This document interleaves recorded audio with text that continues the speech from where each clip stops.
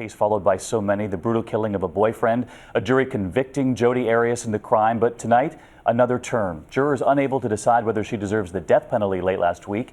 And in an ABC News exclusive, they are now speaking about what it was that had them so divided. Here tonight, ABC's John Schriffen.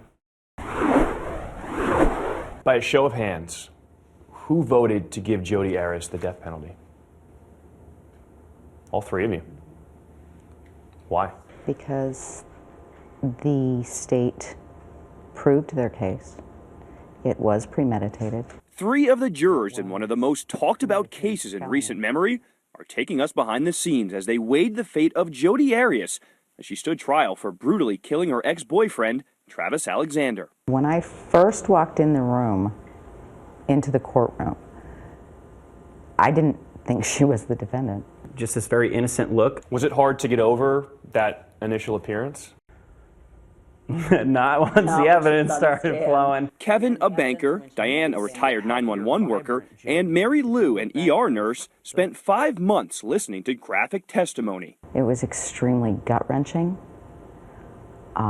extremely emotional, very taxing. They reached a unanimous verdict, guilty of first-degree murder, the more difficult choice, life in prison or death. I felt she could contribute something. The jury made 2 charts, weighing a list of Arias' redeeming qualities against the brutal details of the crime. Day one, we had gone through one and really gave life a chance. And then the next day, I got to sleep on it and I said, well, let me go back and visit the other side. They thought about the 2 sides of Jodi Arias, the meek defendant versus the arrogant woman the public saw in jailhouse interviews like this one by 2020. The Jodi today is the one that killed Travis. And that's the one you were prepared to send to her death.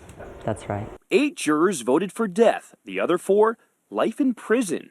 A deadlock. The judge declared a mistrial. So you have no hard feelings against any of the 4 people? No, they did their job. They did what the law said to do. They had a definite conviction, and they stood by their convictions. We all did. Arias' fate now rests with a whole new jury when the death penalty phase is scheduled to start back up again in July. John Schriffen, ABC News, Phoenix.